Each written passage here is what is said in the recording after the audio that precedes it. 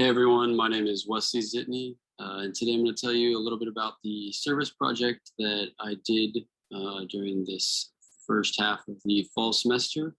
And the main objective of my service project was to inspire young aviators.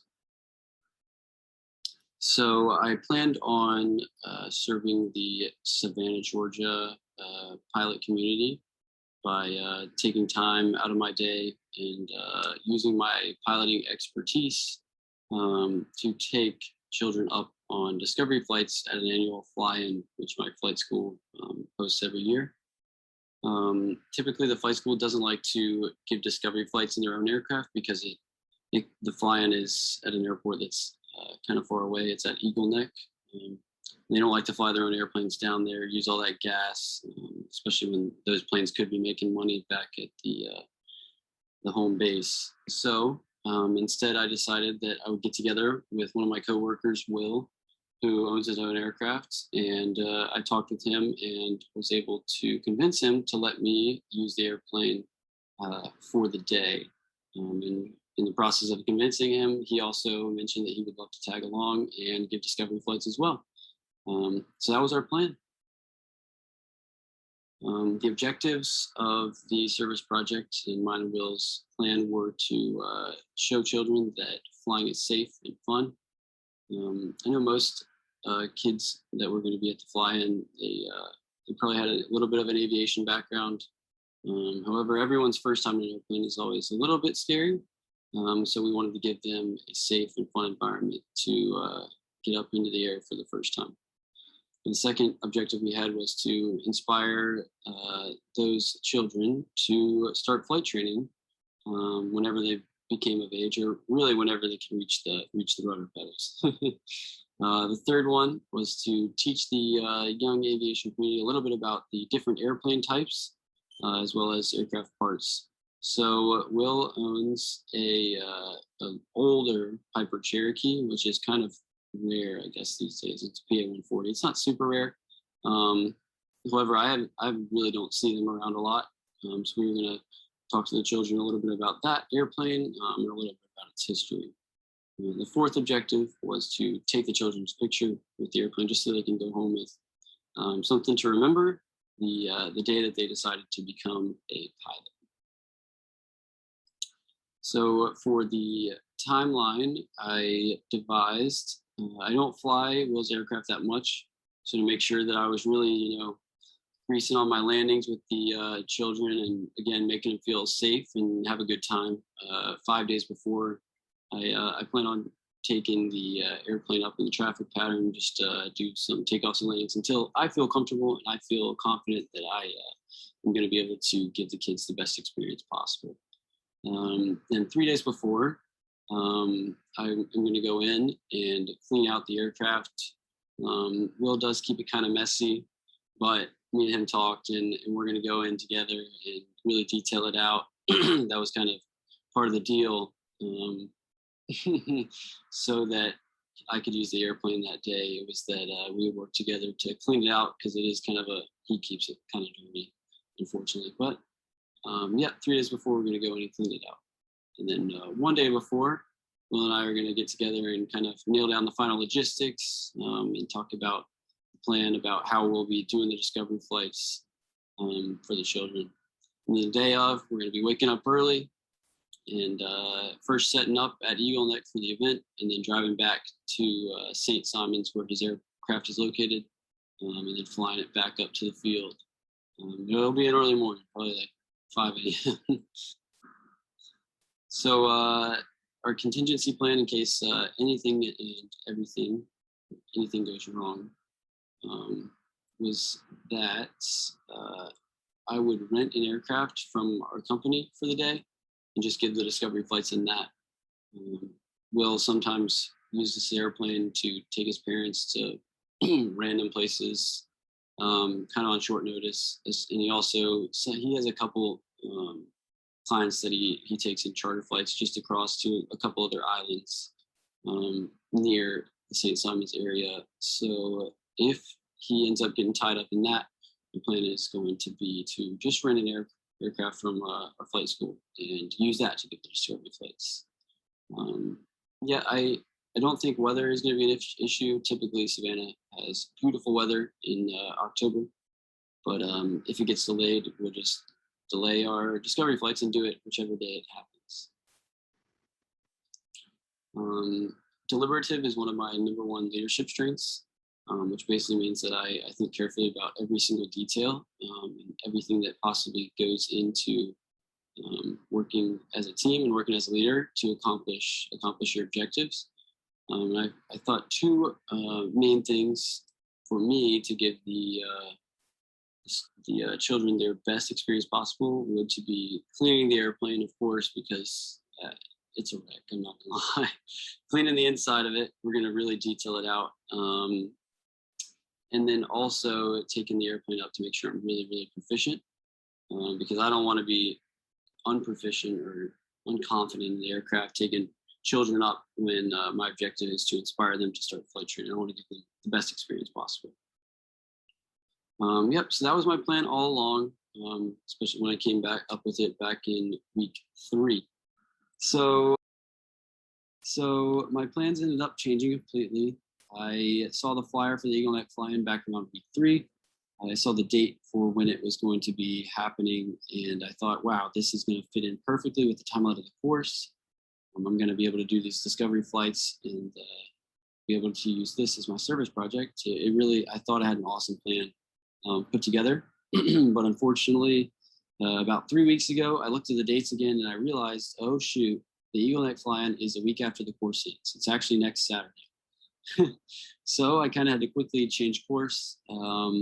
And instead, I called up my aunt and I said, hey, Aunt Jenny, is there any way you would let me fly Peyton? That's my younger cousin. Let me fly Peyton for her birthday as a surprise. And she said, yes, I know Peyton would love to do that. She's always been jealous that you've been able to fly, and she would love for that to happen. So after that, I got on the phone with my grandfather, who was a pilot back in the day, back in like the 80s.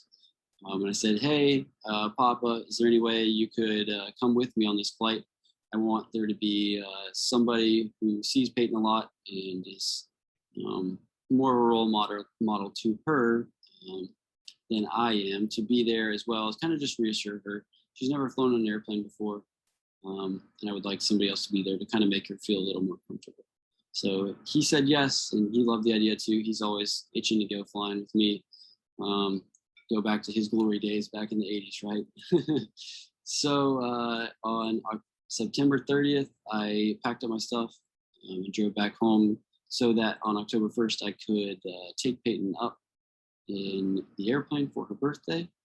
I took her up at the Concord Paget Regional Airport. We went around the Charlotte area. I was able to take her on a city tour. We just did a couple laps around downtown Charlotte, and then we actually went up over Lake Norman, which is just north of Charlotte, where I let her take control of the airplane and gave her a short lesson about just the 4 basics, straight and level, times, turns, descents, the whole 9 yards, everything you need to know as a pilot, right? I chose to do this because I knew that Peyton had been wanting to fly for a long time, ever since I started my training about 4 years ago. Every time I'd see her, she'd always ask me how flying was going, and I had mentioned that I would take her up sometime, but I had never gotten around to it. And when the whole debacle about getting the dates wrong happened, I said, this would be the perfect time to take Peyton up, because I would still be able to cover a few of my objectives and hopefully inspire her to go on to fly, which is ultimately what it sounds like is happening. She's still pretty young, but apparently she asks her mom every other week about flying again. So I think I did a great job adapting to the fly, and I'm glad I was able to do it. Here's a few pictures of us flying. The one on the left is just me giving her kind of a tour of the airplane, kind of telling her what everything is and trying to tell her how things work.